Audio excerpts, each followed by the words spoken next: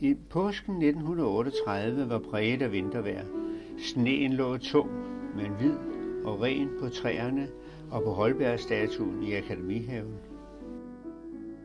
Med udsigt over Sorø Sø kigger vi mod Parnas, og gennem Akademihaven når vi til mere snestemning i Danneskjolds Allé. Først et kig fra sydøst mod Boldhusgades lave huse.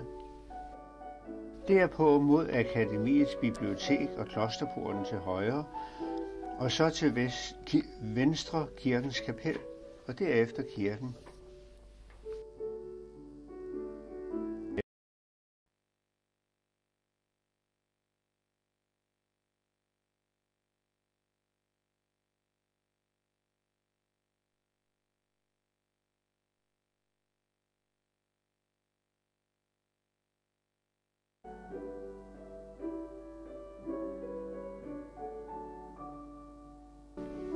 Vinteren 1938